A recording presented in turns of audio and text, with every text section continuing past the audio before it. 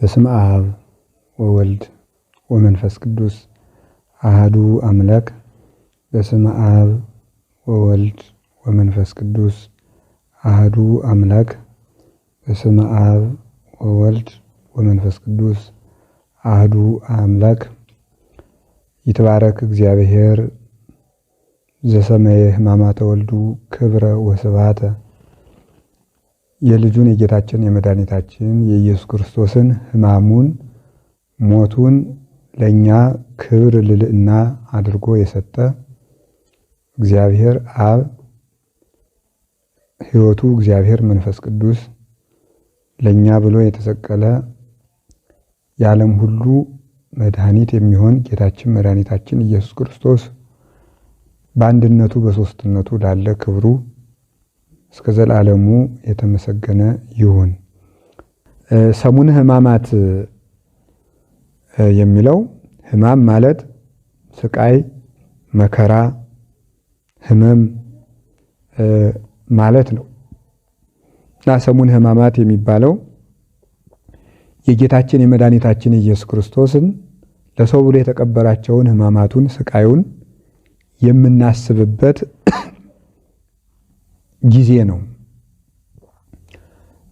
ይሄንን የምናስብበት ምክንያት የሃይማኖታችን ነገር የተፈጸመው በዚህ ስለሆነ ነው።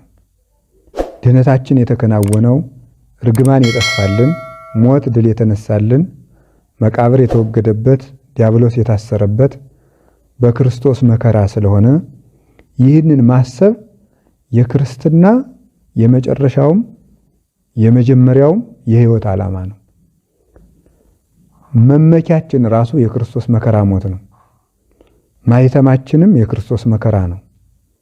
ወረቀት ተጽፎ ሕጋዊነቱ እንዲረጋገጥ ማኅተም እንደሚደረግበት ሁሉ እኛም የክርስቶስ የመሆናችን ምልክት ሕማሙን ስቃዩን መሳተፋችን ነው እና ቅዱስ ጳውሎስ ኢይዝያር እንከ ዘይንበል በመስቀሉ ለእግዚእነ ኢየሱስ ክርስቶስ፣ በጌታችን በመድኃኒታችን በኢየሱስ ክርስቶስ መስቀል ካልሆነ በቀር ሌላ ትምክህት ከኔ ይራቅ፣ በሌላ በምንም አልመካም ብሎ ገላትያ ምዕራፍ 6 ቁጥር 4 ላይ ነግሮናል። አልቦ ዘያነጤኒ፣ ማንም ሰው እንግዲህ አያዳክመኝ፣ እስመ ማኅተመ ሥጋሁ ለክርስቶስ እጸውር በሥጋዬ፣ የክርስቶስን ማኅተም የመስቀሉን ማኅተም በሥጋ የተሸክም ያለውና ማንም አያድክመኝ ይላል። ክርስቲያኖች ኑሯችን የክርስቶስን ደመ መስቀል፣ ማኅተመ መስቀል፣ ትምህርተ መስቀል፣ ፍቅረ መስቀል ይዘን ነው የምንኖረው። ያለዚህ የምንኖረው ኑሮ የለንም። ኑሯችን ለክርስቶስ ሞት ነው። ሕይወታችን ለክርስቶስ ሞት ነው። ብንመነኩስ የክርስቶስን ሞት ለማሰብ ነው። ያገቡ ሰዎች ቢያገቡም የክርስቶስን ሞት ለማሰብ ነው። የተጠመቅነው የክርስቶስን ሞት ለማሰብ ነው። ወተቀበርነ ውስተ ጥምቀት በሞቱ፣ ቅዱስ ጳውሎስ ሲናገር በጥምቀት ከሱ ጋር ተቀብረናል ይላል። ሮሜ ምዕራፍ 6 ላይ ሲናገር ከቁጥር 5 ጀምሮ በጥምቀት ከሱ ጋር ተቀብረናል ይላል። ሞቱን ነው የምንሳተፈው። ስንጠመቅ ካህኑ ወደ ታች ወደ ውሃው ጥልቅ ሲያደርገን ክርስቶስ ሞተ ተቀበረ ነው። ሲነሳ ደግሞ ብቅ ስንል ደግሞ ከክርስቶስ ጋር እንነሳለን። ስንጠመቅም ሞቱን ነው የምንሳተፈው። ክርስትና ስንነሳ፣ ስንቆርብም ሞቱን ነው የምንሳተፈው። ወሶበ ትበልዕ ወለዝንቱ ትገብሩ ተስካሬ፣ ይሄን ስጋ ይሄን ደም ስትበሉ መታሰቢያዬን ታደርጋላችሁ ብሏል። እምንቆርበው ሞቱን ለማሰብ ለኔ ብለህ ተሰቅለህ ስጋህን ቆርሰ ሰጠኸኝ፣ ለኔ ብለህ ተሰቅለህ ደምህን አፍሰ ሰጠኸኝ፣ እኔን ልታጠግበኝ አንተ ተራብክልኝ ብለን ሕማሙን ለማሰብ ነው የምንቆርበው። ወዲህ ስጋው ደግሞ ሕይወት ስለሚሰጠን፣ ወዲህ ደግሞ ሞቱን ማሰብ የፍቅር ምልክት ስለሆነ ነው። ስለዚህ ሃይማኖታችን ነው። ሕማሙን ማሰብ ሃይማኖታችን ነው፣ እምነታችን ነው። ሕማሙን ማሰብ ድህነታችን ነው። ሕማሙን ማሰብ ምልክታችን ነው። የክርስቶስ የሆኑ ሰዎች በክርስቶስ ሕማም ነው የሚታወቁት፣ በክርስቶስ ሞት ነው የሚታወቁት። በክርስቶስ ስቃይ ነው የሚታሰቡት። እና ቅዱስ ጳውሎስ ወዘልፈ ንጸውር ሞቶ ለክርስቶስ በስጋነ ይላል። ሁለተኛ ቆሮንቶስ ምዕራፍ 5 ላይ ሲናገር የክርስቶስን ሞት ዘወትር በስጋችን ተሸክመን እንዞራለን ይላል። ስለምንድን ነው ስንለው ቅዱስ ጳውሎስ እስመ ፍቅረ ክርስቶስ ያየብረን ናጥብ ውስተ ዝንቱ ህሉና፣ ክርስቶስን መውደዳችን በዚህ ህሊና ጨክነን እንድንኖር ያደርገናል፣ መከራ እንድንቀበል ያደርገናል። ስለዚህ ሕማሙን የምናስበው መከራ እየተቀበልን ነው። ያ ደግሞ የፍቅር ምልክት ነው። አንድ የድነት ምልክት ነው። ሁለተኛ ሃይማኖት ነው። እሱ ጋር መሞት ነው። ለኛ ያደረገውን ሶስተኛ ፍቅር ነው። ዛ ይእቲ ስብሐት ፍቅር እግዚአብሔር ይታስየስል፣ እሷ ከእግዚአብሔር የማትለይ እኛን ከእግዚአብሔር የማትነጥል ፍቅር ይችናት ይላል። ምንድናት? ሕማሙን ማሰብ። ፍስሐ ዘይትወዳ ዘቦቱ፣ የማይነጥፍ የማያልቅ ደስታ ያለው የክርስቶስን ሞት ማሰብ የማያልቅ ፍቅር ነው ይላል። የማይፈጸም ፍቅር፣ የማይነጥፍ የደስታ ምንጭ። ክርስቶስ ቤተክርስቲያን መስቀል ላይ ቤተክርስቲያንን መስርቷታል። ደስታን አፍልቋል። ደሙ ሲፈስ ለኛ ደስታ ፈልቆልናል፣ ድህነት ፈልቆልናል፣ ሕይወት ፈልቆልናል፣ ነፃነት ፈልቆልናል፣ ዘላለማዊ ሕይወት ፈልቆልናል። እና ከእግዚአብሔር የማትለይ ፍቅር ይችን ማሰብ ነው። ሰው ከእግዚአብሔር መለየት ካልፈለገ የክርስቶስን ሞቱን መርሳት የለበትም። የክርስቶስ ሞት ፊት ለፊቱ የሚታየው ሰው አይሰርቅም፣ አይመነዝርም፣ አይዋሽም፣ ጣዖት አያመልክም። ስጋውን ወስኖ ገቶ መያዝ ይቻለዋል። ፍቅር በጎ ነገር ያሰራል። ጌታዬ ይሄን ሁሉ ብሎ ይሄን ሁሉ ነገር የክርስቶስን ፍቅር ማሰብ በመከራ ጊዜ ያስታግሳል። ጌታዬ እንኳን ለማይጠቀምበት እከብር አይል ክቡር እነግስ አይል ንጉሥ እኔን ለማዳን ይህን ሁሉ መከራ ተቀብሏል። ኃጢአት ሳይኖርበት እኔስ ሲገባኝ ኃጢአት ሲኖርብኝ በዚያውም ላይ ድነት ላገኝበት ነው ብሎ ትዕግስትን ለመያዝም ይጠቅማል። ተፋቅሮ በሁሉ ያስተኤግስ፣ ፍቅር በሁሉ ያስታግሳል ያለ ቅዱስ ጳውሎስ ይህንን ነው። ሁለተኛ ቆሮንቶስ ምዕራፍ 13 ላይ ሲናገር ፍቅር በሁሉ ያስታግሳል፣ ተፋቅሮ በሁሉ ያስተኤግስ፣ ያስታግሳል። ፍቅር ያስታግሳል። የክርስቶስን ፍቅር ስናየው እኛም ዘመዶቻችን እንችላለን፣ ባይድ እንችላለን፣ ጠላቶቻችን እንወዳለን፣ ባልንጀሮቻችን እንታገሰዋለን። ይህን እንድናደርግ ሁሉ የሚያስችለን ሕማሙን ለማሰብ ነው እና በነቢያትና በሐዋርያት መሰረት ላይ የታነጸች ኤፌሶን ምዕራፍ 2 ቁጥር 20 ላይ እንደተነገረ የማዕዘኗ ራስ ክርስቶስ የሆነላት የተሰናዳች በማሕሌተ መላእክት የምትታጀብ እናታችን ቅድስት ቤተክርስቲያን የተሰናዳችው ቤተክርስቲያን ሕማሙን እንዳንረሳ በዓመት በዓመት ሕማሙን እንድናስብ 5ቱን ቀን የምታደርገን ከፍቅሩ እንዳንነጠል ፍቅሩን እንዳንረሳ ሕማሙም ድህነትን ያደረገልን ስለሆነ የምናምንበትም ስለሆነ ይህንን እንድናስብ ብላ ነው ቤተክርስቲያን። ስናስብም እግዚአብሔር ወደዚህ ዓለም የወረደበትን ምክንያት ማሰብ ይገባናል። ለኛ የተደረገው ውለታ ማሰብ ይገባናል። እግዚአብሔር እንደሚወደን እርግጠኞች የምንሆነው ምን እንዳደረገልን ስናውቅ ነው እና ሕማሙ የክርስቶስን ውለታ የምናስብበት ጊዜ ነው። የእስክንድርያው ሊቀ ጳጳስ ቅዱስ እለእስክንድሮስ ሃይማኖተ አበው ምዕራፍ 16 ከቁጥር 1 ጀምሮ ሲናገር እንዲህ ብሎ ይናገራል። ምንት አጻቆ ለእግዚአብሔር ቃል ይረድ ውስተ ምድር፣ የእግዚአብሔር አቃላዊ ቃል ወደዚህ ምድር ወርዶ ይመጣ ዘንድ ያተጋው ምንድን ነው? ወይሰገው እምቅድስት ድንግል ማርያም፣ ከቅድስት ድንግል ማርያም ሰው ሆኖ ሥጋን ለብሶ ይወለድ ዘንድ ያተጋው ምንድን ነው? ወይ ጠብለል በአጽርቅት፣ በጨርቅ ተጠቅልሎ ትታቀፈው ዘንድ እስከዚህ ድረስ ያደረሰው ምንድን ነው? ወይት ወደይ ውስተ ጎል፣ በበረት ይጣል ዘንድ ያተጋውስ ምንድን ነው? ወይጥቡ አጥባተ እምብሲት፣ ከድንግሊቱ ከመቤታችን ከሴት ወተትን ጡትን ለምኖ ጠብቶ ያድግ ዘንድ ይህን ሁሉ ያተጋው ምንድን ነው?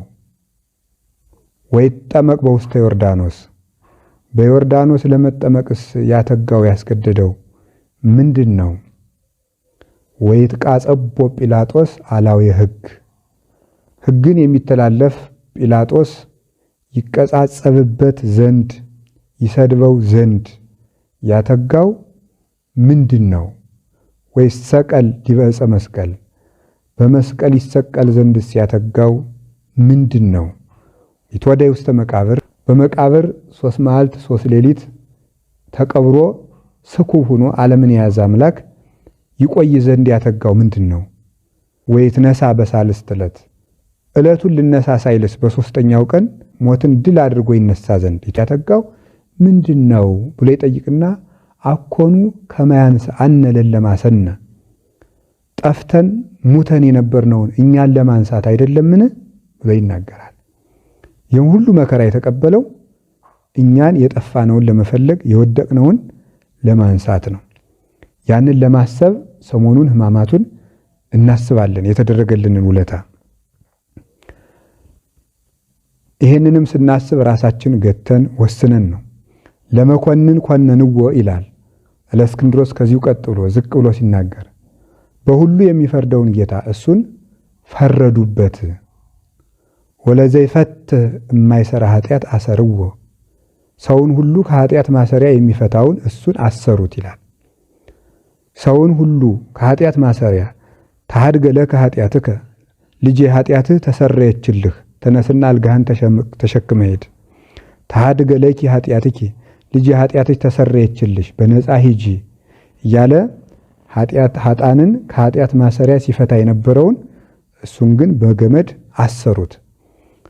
ነፃነት ያለው ሲሆን እኛም ሰሞኑን ነፃነት ያለን ስንሆን ነፃነት ከተሰጠን በኋላ መስቀል መሳለምን አቁመን ቅዳሴ ከልክለን ሰውነታችን በጾም አስረን ወሰን ገተን እንኖራለን። መስቀል የማንሳለመው በዚህ ሳምንት ነፃነት ስላልተሰጠ ድነት ስላልተደረገ ሳይሆን እሱ ነፃነት እያለው ነፃነት እንደሌለው እንደ ባሪያ ቅዱስ ጳውሎስ ወነሳ አርአያ ገብር የባሪያን መልክ ይዞ መጣ ብሎ ፊልጵስዩስ ምዕራፍ 2 ላይ እንደተናገረ ቁጥር 8 ላይ ባለጸጋው ድሃ ሆነ የባሪያን መልክ ይዞ መጣ እንዳለ የባሪያን መልክ ይዞ መጣ የተባለው ንጉሥ ስለሆነ ነው። ንጉሥ እሱ የባሪያን መልክ ይዞ የማይታሰረው ታሰረ ነፃነት እያለው እኛም በነፃነት ዘመን ለ5 ቀን መስቀል ሳንሳለም አዝነን ተክዘን ቤተክርስቲያን ጻይሏን ጽዋዋን ልብሰ ተክህኖዋን ሁሉ አውጥታ እያዘነች ለፈጣሪዋ ትሰነብታለች። ለኛ ብለን ሁሉ ኖርክልን። እኛ ማህሌት እንድንቆም ትምህርት እንድናስተምር ወንጌል እንድንማር እንድናስተምር እንድንጠመቅ እንድንቆርብ ገነት መንግስተ ሰማያት ገብተን እንድንኖር ከሞት ነፃ እንድንሆን ያደረከን አንተ እንደ ባሪያ ታስረህ ነው ለማለት ሰሞኑን ያን እስራቱን ለማሰብ ይህን እናስባለን ማለት ነው። ወለዘይ እህዝ ዓለመ አሃዝዎ ዓለምን በመሃል እጁ እንደ ጽህና አንጠልጥሎ እንደ ወርቅ አንከብሎ እንደ እንቁላል በመሃል እጁ እችን ዓለም ጭብጥ አድርጎ የያዛትን ጌታ ይዘውታል። በጥቂት ወታደሮች እንዲያዝ እንዲጋፋ ተደርጓል። በዚህ ጊዜ ቤተክርስቲያን ይሄን ለማሰብ ሁሉንም ነገር ትይዘዋለች። ጌታዬ ተይዟል ብላ ቅዳሴውን ያዝ ታደርገዋለች። ማህሌቱን ያዝ ከበሮች ሁሉ ባሉበት እንዲቆሙ ታደርጋቸዋለች። ምዕመናን ስጋቸውን እንዲይዙ እንዲገቱ እንዲወስኑ ታደርጋለች። እስከ 13 ሰዓት ድረስ እስከ ምሽት 1 ሰዓት ድረስ ምዕመናን እንዲጾሙ እንዲጸልዩ እንዲያዙን እንዲተክዙ ታደርጋለች። ቅዱስ ጳውሎስ አንደኛ ቆሮንቶስ ምዕራፍ 11 ላይ ለመኮነነ ርዕሰነ ሚተኮነነ በራሳችን ላይ ብንፈርድ ባልተፈረደብንም ነበር እንዳለ ምዕመናን ሰሞኑን በራሳቸው ላይ እንዲፈርዱ ስጋቸውን እንዲገስጹ ጌታም በማቴዎስ ወንጌል ምዕራፍ 11 ላይ ዘአፈቅራ ለነፍሱ ለይግድፋ ሰውነቱን የሚወዳት ሰው ካለ ይጣላት ብሏል። ይጣላት የሚለውን በገራይተ መስቀል ሰውነቱን ዘር አድርጎ መስቀልን እርሻ አድርጎ ይጣል ማለት ነው። ይጣል ማለት ሰው እየተነሳ ይውደቅ ማለት አይደለም። ዘር እንዲያፈራ እርሻ ላይ ይጣላል።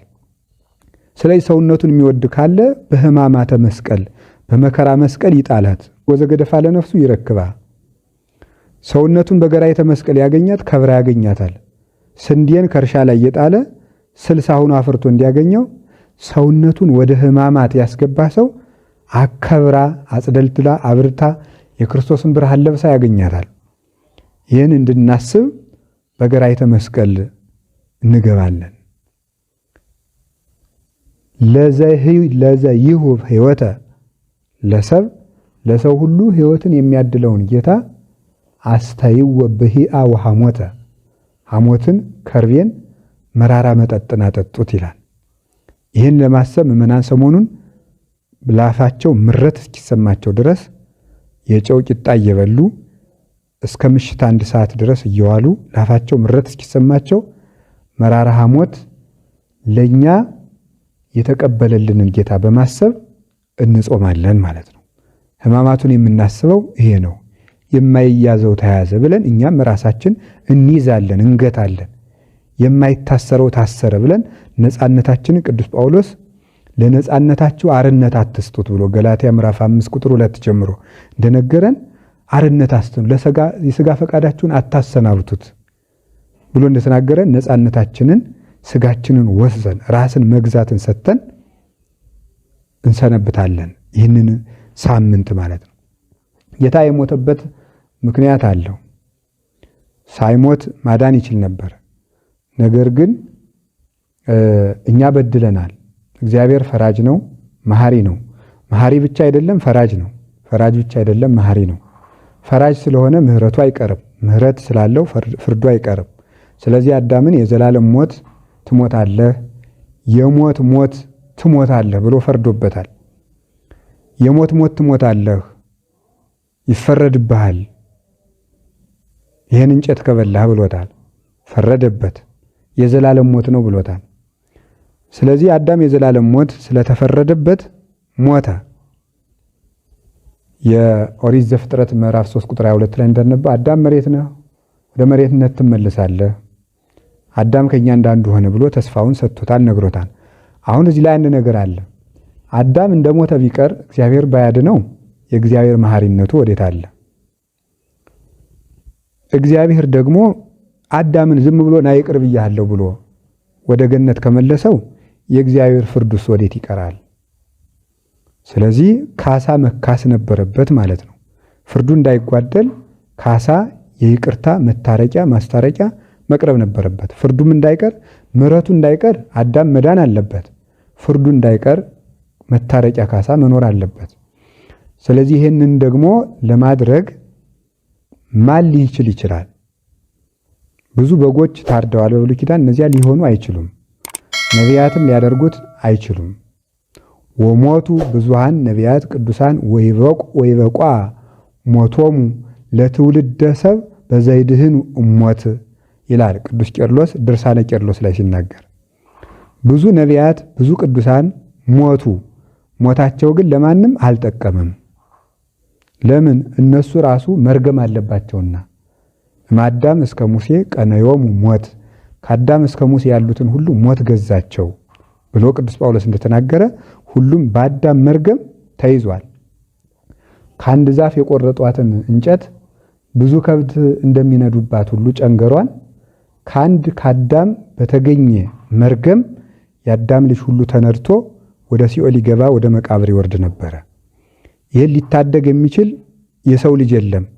ከአዳም እስከ ሙሴ የሚለው ከሙሴ በኋላ ያሉት እርግማን የለባቸውም ማለት አይደለም። በሙሴ ሕግ ያሉትን ሁሉ ማለት ነው። እስከ ሙሴ የሚለው በሙሴ ሕግ የሚተዳደሩትን እስከ ክርስቶስ ያሉትን ሕጉን የሚያጠቃልል ነው። እነዚህ ሁሉ በመርገሙ ስላሉ፣ ስለዚህ ነቢያት ይህን ማድረግ አይቻላቸውም።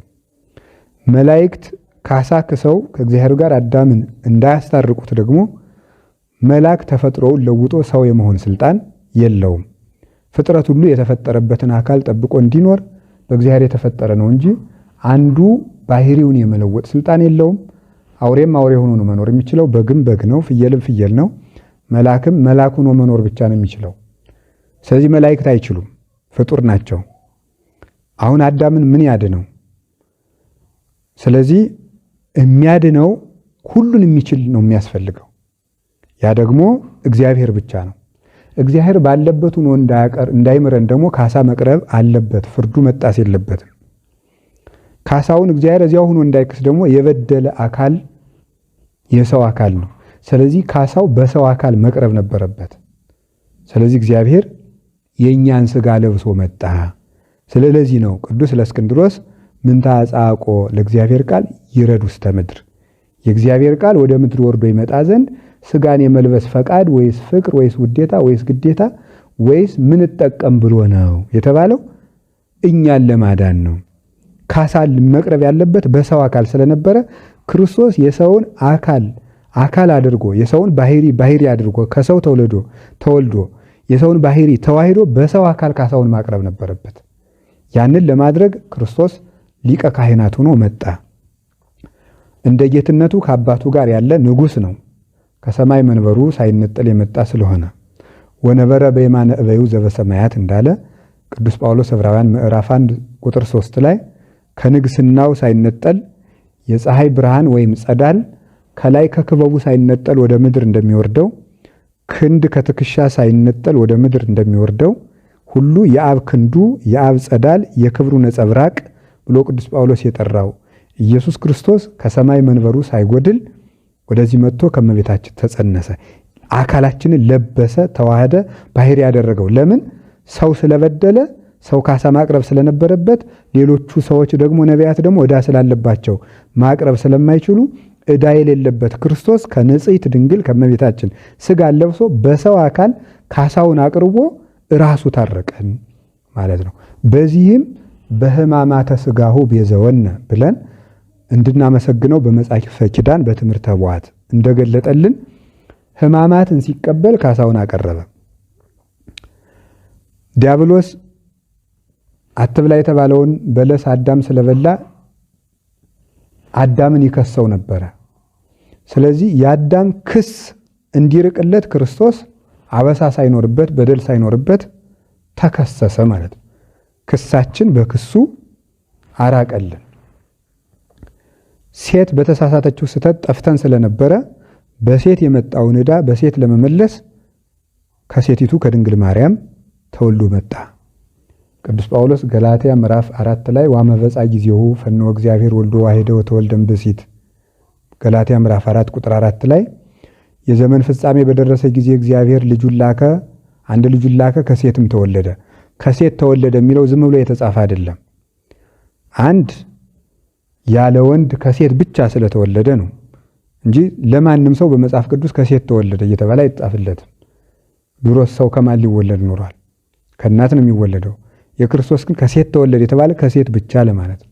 ሁለተኛ ዕዳው የመጣ በሴት ስለነበረ በሴት የመጣውን በሴት ለማዳን አንድ ካሳ ከሴቲቱ በመጸነስ ካሰልን ማለት ነው።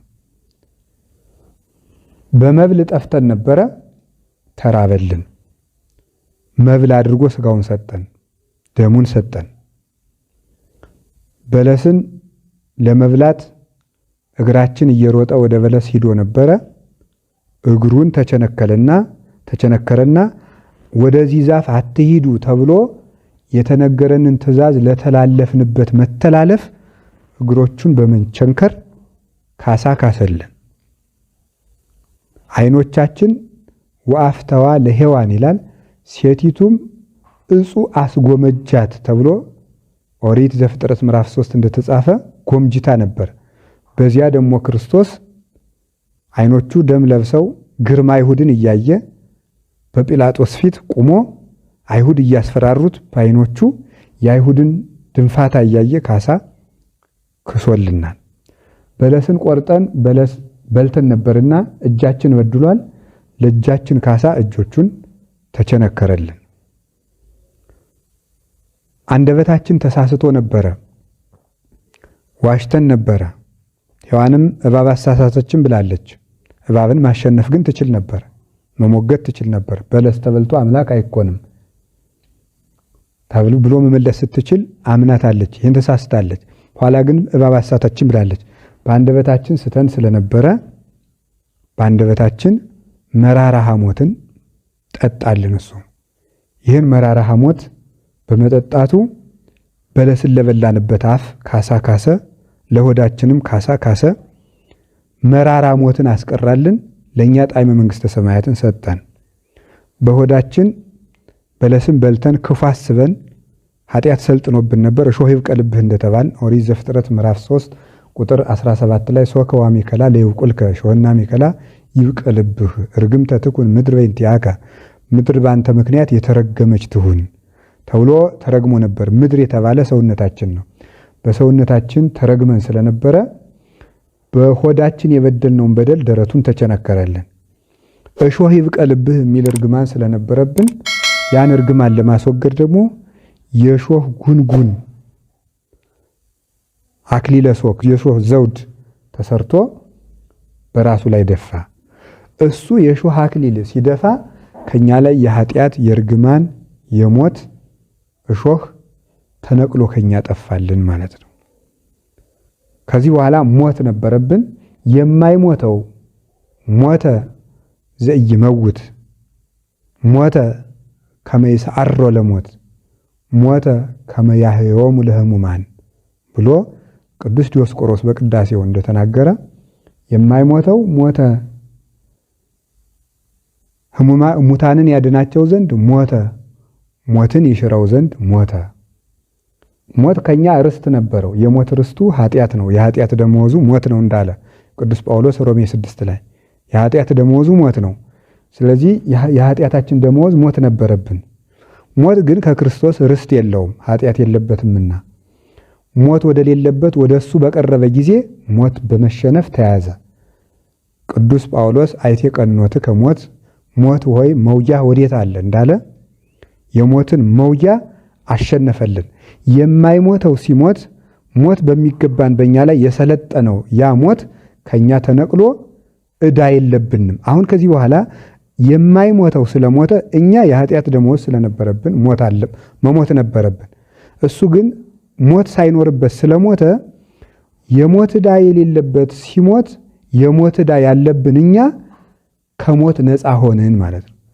አሁን ሞት እኛ ላይ ርስት የለውም፣ ዕዳ የለውም፣ ከኛ ላይ የሚከፈለው ነገር የለውም።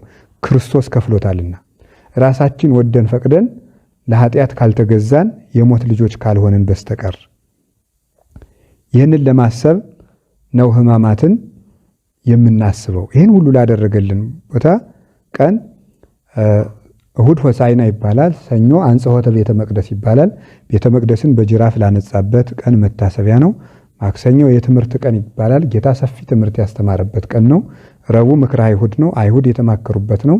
ሐሙስ ጸሎተ ሐሙስ ነው። ጌታ አብዝቶ የጸሎተ ሐሙስ ዕለት የጸለየበት ጊዜ ነው። እየሰገደ አባቴ ይቺ ጽዋ ከኔ ትለፍ እያለ የሞት ጽዋ ከኛ እንዲያልፍ እሱ የሞት ጽዋ ከኔ ትለፍ እያለ የማይፈራው ፈርቶ ቅዱስ ሳዊሮስ እንደተናገረ ሶበሰ ይፈራ እግዚእነ ሚታተተ ፍርሃት ምኔነ፣ እሱ ባይፈራ ኑሮ ፍርሃት ከኛ ባራቀልን ነበር። ያ ፍርሃታችን በፍርሃት ካሰልን፣ መሸሻችን በመሸሽ ካሰልን፣ ለቅሷችንን በለቅሶ ካሰልን፣ እየወደቀ እየተነሳ ውድቀታችንን አስወገደ።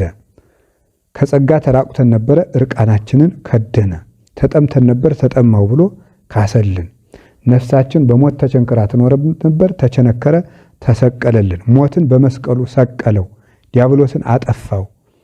ቆላሲስ ምዕራፍ 2 ቁጥር 14 ላይ ወበመስቀሉ ቀተሎ ለጽል፣ በመስቀሉ ጥልን አጠፋ አፈረሰ እንዳለ የጥል ባለቤት የሆነው ዲያብሎስን ጠርቆ ከመንገዱ አስወግዶታል።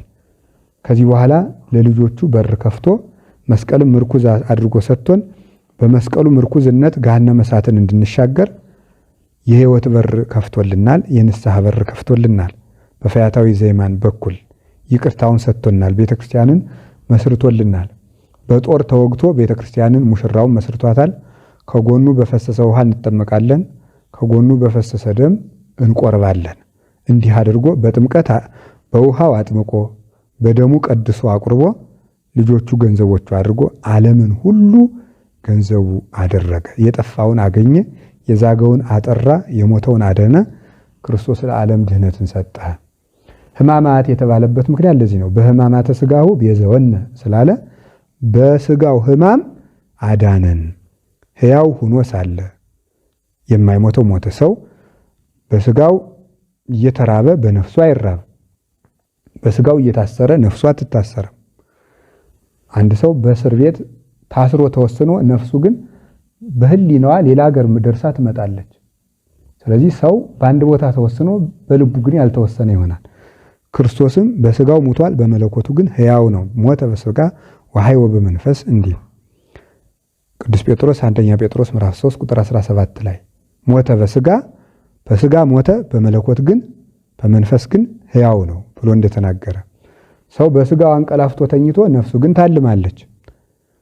ስለዚህ ሰው በስጋው ይሞታል፣ በነፍሱ አልሞተም። አንዱ ሰው ራሱ ምውት ሕያው ሆኗል ማለት ነው። ክርስቶስ አንድ አካል ነው፣ ሕያው ነው፣ ሙት ነው። አባቱ ጋር በዘባነ ኪሩብ ይሰለሳል፣ ይቀድሳል። ከዚህ ደግሞ ከኛ ጋር በመቃብር ይቀበራል፣ ይገነዛል። ይህ ሁሉ አደረገ። ይህን ላደረገ ጌታ ሰሞኑን በሕማማት እናስብ። ቅዱስ ሳምንት ናት ይች ሕማማት፣ ቅዱስ ሳምንት፣ ዓለም ነፃ የወጣባት ሳምንት ናት። ይችን ለማሰብ ተድላ ደስታን ትቶ ቅባት መቀባትን፣ ሽቱ መቀባትን፣ ሴቶች እንደሚገባ የሚያጌጡበትን ቀለበታቸውን፣ ወርቃቸውን፣ ሽልማታቸውን ሁሉ ትተው ያጌጠ ልብስ መልበሳችንን ትተን ጌታዬ ለኛ እንደገና ወደ ኦሪት ተመለስን፣ ወደ ጨለማው ሄድን ማለት አይደለም። ይሄ ሁሉ ሳለ ይህን ሁሉ መከራ ተቀበልክ ብለን ሞቴን አስቡ ብሎ ማቴዎስ 26:26 እንደነገረን ሞቱን ለማሰብ ሕማሙን ለማሰብ ፍቅሩን ለማሰብ ቤተክርስቲያን ይህን ሁሉ ስታውቅ ታደርገዋለች። ስለዚህ በዚህ ሳምንት ቤተክርስቲያን ተድላ ደስታ ያደረገ በዚህ ሰሞን ጌጥ ያጌጠ ደስ ያለው ይሄን ያደረገ ከሚስቱ ጋር አንድ ወይም ከባሏ ጋር አንድ የሆነ በመኝታ የተገናኘ መብል መጠጥን አብዝቶ የሚደሰት ሰው ቁጥሩ ከአይሁድና ከይሁዳ ጋር ነው ማለት ነው። እና ሰሞኑን የክርስቶስን መከራ እያሰብን ቤተክርስቲያን ተግቶ በመዋል በማደር ቀንም ሌትም በ24ቱ ሰዓት የሚነበብ ግብረ ሕማማት የሚባል መጽሐፍ አለ ከሊቃውንት የተሰበሰበ። ይህንን ግብረ ሕማማት በሕማማት የ6 ወር ጎዳና እንኳን ቢሆን ሂዶ ቢታጣ ሊሰሙት ይገባል። ግብረ ሕማማት ማለት የክርስቶስ የሕማማቱን ስራ የሚናገር መጽሐፍ ማለት ነው። መጽሐፉም ሌላ አይደለም። ከነቢያት ከሐዋርያት የነ ኢሳይያስ የነ ኢዮብ የነ ኤርምያስ የነቢያት የሐዋርያት መጽሐፍ ቅዱስ ሃይማኖተ አበው ሊቃውንት ሁሉ ያመሰጠሩት ትርጓሜ ሕማሙን የሚናገረው ተውጣቶ ሊቃውንት አባቶቻችን ሐዋርያት አባቶቻችን በዲድስቅልያ ከሰሩት ከሲኖዶሳቸው ከአዲስ ኪዳን ከብሉይ ኪዳን ከሊቃውንት መጽሐፍ ተውጣቶ የተዘጋጀ የክርስቶስን መከራ አንቀጹን የሚናገር መጽሐፍ ነው። ያንን ቁጭ ብሎ እየሰሙ ወሬ ሳያወሩ ሐሳብ ስጋዊ ነገርን ትቶ ስራ ሳይሰሩ ወደ ግል ስራ ሳያዘወትሩ በቤተ ክርስቲያን ተወስኖ መቆየት ይገባል። የሚቋረጥ ጸሎት የለም። መልክ ይደገማል። በዚህ ሳምንት አይደገምም የሚል መጽሐፍም የለም። ሰላምታ ጸሎትም ይደገማል። ለምን? መልክአ ሕማማቱ ራሱ ሰላምታ ነው። ከሚደረሱ መጻሕፍት መካከል መኃልየ ዘሰሎሞን አንዱ ነው።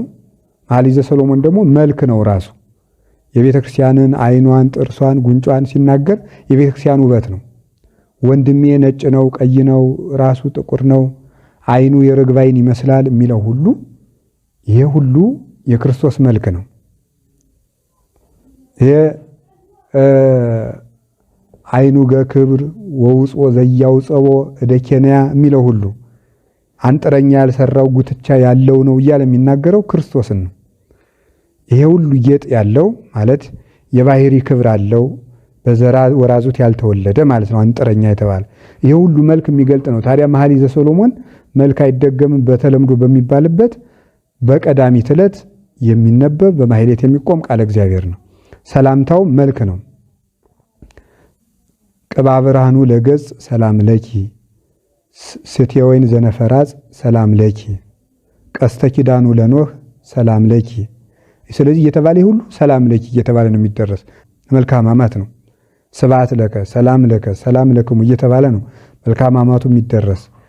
መልክአ ስዕልም ይባላል። ስለዚህ በሕማማት ይሄ ይደገማል ይሄ አይደገምም የሚባል ጸሎት የለም። ከስንፍና በቀር ግብረ ሕማማትን ከምናደርስበት ጊዜ በቀር የምናደርሳቸውን ጸሎቶች ሁሉ ይደረሳል። ቤተ ክርስቲያንም ኪዳኑን ቅዳሴውን የምታቆመው የክርስቶስን ሕማም ለማሰብ ተድላ ደስታውን አቆይታ በሌላ ቃል እግዚአብሔር ተክታ ስታደርስለት ትሰነብታለች። ይኸውም እንዳይታጎል የሰኞ የማክሰኞ የረቡዕ ኪዳን እንዳይታጎል በዕለተ ሐሙስ 3 ኪዳኖችን መላልሳ በማድረስ እነዚህ ሁሉ ትፈጽማቸዋለች። ስለዚህ ይህን በማድረግ ቤተክርስቲያን ፍጹም በመዋል ቢቻል የጨው ቂጣ በመብላት የተቻለው ከታመመ ሰው በቀር ደዌ ከጸናበት በቀር በጨው ቂጣ እየበሉ ከሚጣፍጥ ምግብ በቀር ሆኖ ይህንን መጸለይ ይገባል። ቤተክርስቲያን መዋል አለብን። ግብረ ሕማማቱን መስገድ ብቻ ሳይሆን ግብረ ሕማማቱ የሚነበበውን ንባብ መስማት ይገባል። በዚህ ሰሞን ተድላ ደስታ ማጌጥ የለም። በጸሎተ ሐሙስ ሁሉም ምዕመናን ይቆርባሉ፣ ስጋው ደግሞ ይቀበላሉ። መቁረብ የሚቻላቸው የተዘጋጁ ሁሉ ይቀበላሉ። ተዘጋጅተን እንቀበላለን ስጋው ደሙን። ለምን የጸሎተ ሐሙስ ዕለት ብቻ የሚቀደስበት ምክንያት የጸሎተ ሐሙስ ዕለት ሐሙስ ሐዋርያትን አቁርቦ ዓርብ ስለተሰቀለ ያንን ታሳቢ ማድረግ የዛለት ምስጢረ ክህነትን ለማስተማር ስርዓተ ቁርባንን ለማስረዳት 12ቱን ብቻ አቁርቧል። ዛሬ ግን ስጋው ደሙ ለሁሉ ስለተሰጠው ሁሉም ምዕመናን ይቆርባሉ ማለት ነው። በዕለተ ዓርብ ስቅለት ነው። ሕማሙን እያሰብን በወይራ እየተጠበጠብን ይህን የምናደርግበት ምክንያት ወይራ ጽኑ ነው። ጌታችን ኢየሱስ ክርስቶስ የተቀበለው መከራ ጽኑ ነው። ከበረከተ መከራህ አሳትፈኝ፣ ቅዱስ ጳውሎስ በሕማሙም በሞቱም ልመስለው እወዳለሁ ብሎ ፊልጵስዩስ ምዕራፍ 3 ቁጥር 11 ላይ እንደነገረን ሞቱን በሚመስል ሞት ለመሳተፍ ወይራ እየተጠበጠብን ኃጢአታችን እየተናዘዝን እንፈጽመዋለን። በፍጹም ትጋት ሆነን ዓርብ በ11 ሰዓት በ12 ሰዓት ስርዓቱ ከተፈጸመ በኋላ ነፍሳትን ከገነት ስላወጣ ጌታ ንሴብሖ ለእግዚአብሔር ስቡሃ ዘተሰብሐ ፈረሰ ወመስተጽእነ ወረወ ውስተ ባሕር። ፈርዖንን ከነፈረሰኛው ፈረሰኛውን ከነፈረሱ ፈርዖንን ከነሰራዊቱ አስጥሟል እና ኦሪት ዘጸአት ምዕራፍ 15 ቁጥር 1 ላይ እንደተነገረ ስቡህ ክቡር ምስጉን የሚሆን እግዚአብሔርን ልናመሰግነው ይገባል የሚለው በቅዱስ ያሬድ ዜማ ሊቃውንቱ ያደርሳሉ። ምዕመናንም እልል እያሉ ቤተክርስቲያኑ እናውዳለን ማለት ነው። ይህ የሆነበት ምክንያት ግብፅ እስራኤል ይህንን ንሴብሖ የሚለውን የዘመሩት እስራኤል ከግብፅ ሲወጡ ማርያም የሴቶች አቀንቃኝ ወይም የማህሌት አቀባይ፣ ሙሴ የወንዶቹ ነው ዘምረውታል ከግብፅ ላወጣን ብለው።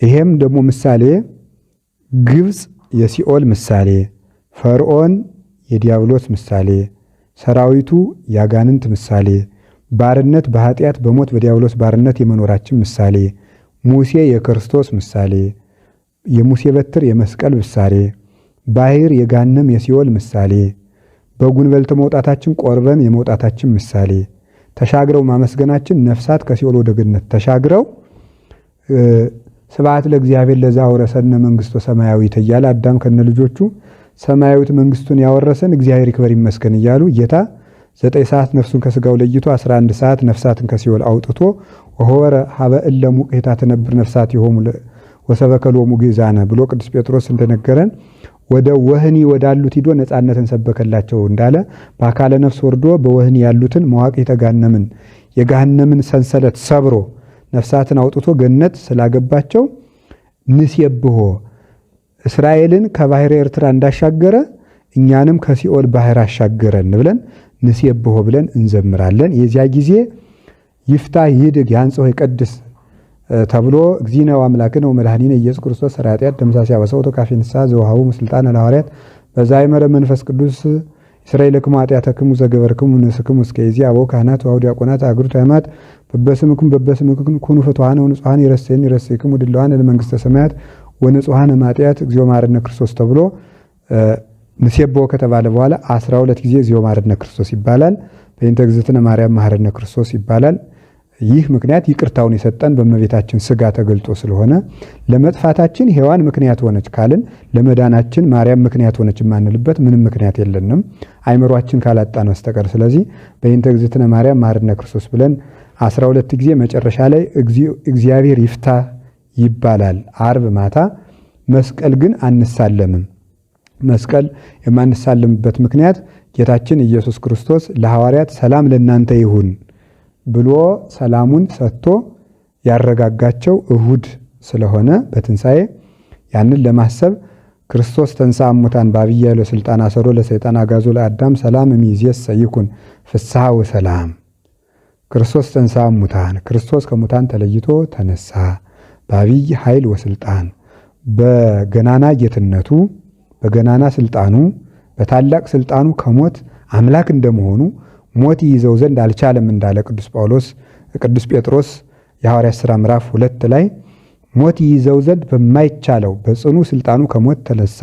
አሰሮ ለሰይጣን፣ ሰይጣንንም በመስቀል ስልጣን አሰረው። አግዓዞ ለአዳም፣ አዳምን ነፃ አወጣው። እምይእዜሰ፣ ከእንግዲህ ወዲያ ክርስቶስ ከተሰቀለልን፣ የሲኦል በር ከተሰበረልን፣ ዲያብሎስ ከታሰረልን፣ ሞት ከተሸነፈልን ይእዜሰ ኮነ ፍስሐ ወሰላም፣ ከዛሬ ጀምሮ ፍስሐ ተድላ ደስታ ሆነ ተብሎ ይሄ ደስታ ሲሰበክ ይሄን ብለው መስቀልን ያሳልሙናል። ማማተም ግን ይቻላል ሳምንቱን።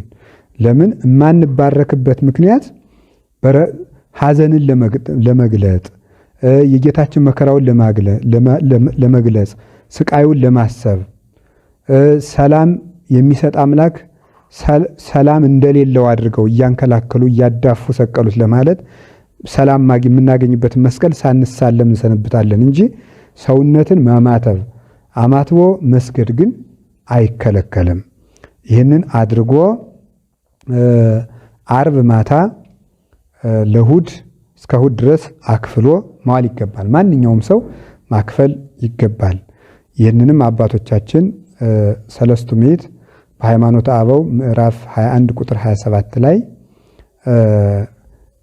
ኢትጹም በመዋዕለ ሰናብት ከመ ኩሎን መዋዕል፣ እንደ ሌሎች ቀኖች ዓርብ ረቡዕን እንደምትጾምበት ከሰኞ እስከ ዓርብ በአርባ ጾም እንደምትጾም አድርገህ በሰንበት ቀን አትጹም። ዘእንበለ አሐቲ ዕለተ ሰንበት በማኅተወ ፋሲካ፣ የፋሲካ የእሑድ ዋዜማ ከምትሆን ከአንዲት ዕለተ ሰንበት ከቀዳሚት በቀር አትጹም። አመሃሎ እግዚእነ ውስተ መቃብር፣ የሰማይና የምድር ጌታ ኢየሱስ ክርስቶስ በመቃብር ውስጥ ከዋለባት ከአንዲት ከቀዳሚት በቀር አትጹም ብለው ያችን ቀን እመቤታችን ሐዋርያት ከጸሎተ ሐሙስ ጀምረው ነው የጾሙት። ከዚህ ጀምሮ ጾመው ጌታ ሲነሳ ካላየን አንበላም ብለው ሐሙስ ማታ እንደቀመሱ እስከ እሑድ ድረስ ጾመውታል። የተቻለው ግን ሰው ደካማ ስለሆነ አንዲቱን ቀን ጌታ ከተቀበረ ጀምሮ ግን ማክፈል ይገባናል ማለት ነው። ፋሲካ ማለት መሻገር ማለት ነው። ፋሲካ ብሂል በዕብራይስጡ ቃል ፔሳህ ይባላል። መሻገር ማለፍ ማለት ነው። ማለፍ የተባለበት ምክንያት እስራኤልን ሞቱ ስላለፋቸው ነው። ሞተ በኩር በጉን እያየ ስላለፋቸው ነው። እንግዲህ ደግሞ የክርስቶስን ደም እያየ እኛንም ሞት አልፎን ይሄዳል። መሻገር ማለት ነው። ከግብፅ ወደ ከነዓን ተሻግረዋል። እኛንም ከሲኦል ወደ ገነት ስላሻገረን ፋሲካችን ክርስቶስ እስመ በፋሲካነ ተሰቅለ ክርስቶስ። ቅዱስ ጳውሎስ አንደኛ ቆሮንቶስ ምዕራፍ 5 ቁጥር 7 ላይ ፋሲካችን ክርስቶስ ታርዷልና መሻገሪያችን ክርስቶስ አሻጋሪያችን ክርስቶስ ታርዷልና ይላል እና በዚህ ሰዓት መለወጥ፣ ራስን መለወጥ፣ ከክፋት መውጣት፣ ከነውር መውጣት፣ ከአድማ፣ ከዘረኝነት፣ ከመለያየት፣ ከዝሙት፣ ከተንኮል፣ ከነፍስ መግደል፣ ከነገር ሥራ፣ ሰዎችን ከማሰቃየት፣ ከክፋት፣ ከቂም፣ ከበቀል ያልተሻገረ ሰው ፋሲካን አከበርኩ ማለት አይቻልም። ስለዚህ ሁላችንም ፋሲካውን እንድናከብር ከነገ እሑድ ጀምረን ይቅርታን አድርገን በዕለተ ሆሳዕና ሳምንቱን የነጻነት ያለው አምላክ ነጻነት እንደሌለው ስለታሰረ ፍታት አይካሄድበትም። ፍታት የለም። ቅድም ለእስክንድሮስ አለ እንዳልነው ከኃጢአት የሚፈታውን አሰሩት ስላልን እኛም ደግሞ ነጻነት ሳለን በዚህ ሳምንት ፍታት አይደረግም። ከእሑድ እስከ ትንሣኤ ድረስ የሚሞት ሰው ቢኖር ለዚህ ሁሉ ተጠቅሎ በዕለተ ሆሳዕና ፍታት ይደረግለታል ማለት ነው። እሑድ ቤተክርስቲያን ተገኝቶ መፈታት ይገባል ማለት ነው። ከዚያ በኋላ ፍታት የለም። ክርስትና የለም። በዚህ ሳምንት ቀናቸው የሚደርሱ ክርስቲያኖች ቢኖሩ ወይም ደግሞ 40 ቀን የሞላው ወንድ ልጅ 80 ቀን የሞላት ሴት ልጅ ብትኖር ዕለቱን እንደማለፍ አይቆጠርባቸውም። እሁድ ክርስትና ይነሳሉ ማለት ነው፣ ይሰነብታሉ። ንዑሰ ክርስቲያን አዲስ ተጠማቂ ካደጉ በኋላ ክርስቲያን የሚሆኑ ምዕመናን ቢኖሩ ሐሙስ እግራቸውን አብረው ይታጠባሉ፣ አይከፈልባቸውም። ቁርባን ግን አይቆርብም። ክርስትና የሚነሱት የሚጠመቁት ግን እሁድ ነው ማለት ነው። ይህንን አድርገን ስርዓቷን ጠብቀን አክብረን ጌታችን መድኃኒታችን ኢየሱስ ክርስቶስን ፋሲካችን ክርስቶስን ተከትለን ከኃጢአት ወደ ጽድቅ፣ ከክደት ወደ ሃይማኖት፣ ከመለያየት ወደ አንድነት፣ ከጠብ ከክርክር ወደ ፍቅር፣ ከሞት ወደ ሕይወት እንድንሻገር ሀገራችን ኢትዮጵያም ወደ ሰላም እንድትሻገር፣ መለያየት እንዲጠፋልን፣ ፍቅር እንዲነግስልን፣ በሀገር ያለው ሁከት ዘረኝነትና ክፋት እንዲጠፋልን ፍቅር አንድነትን አስበን ከእሁድ ጀምረን ታርቀን በፍቅር ሆነን ማሳለፍ ይገባናል። የሰላም አምላክ ኢየሱስ ክርስቶስ ሕማሙን መከራውን ለእኛ ተቀብሎ ነፍሳትን እንዳሻገረ ሀገራችን እንዲያሻግርልን እኛንም እንዲያሻግረን ከጥፋት እንዲያወጣን ቅዱስ ፈቃዱ ይሁንልን። ለፋሲካው ያድርሰን። ፋሲካችን ኢየሱስ ክርስቶስ ዘወትር ከኛ ጋር ይሁን። ስብሐት ለእግዚአብሔር ወለወላዲቱ ድንግል ወለመስቀሉ ክቡር ለዘላለሙ አሜን። ይቆየን።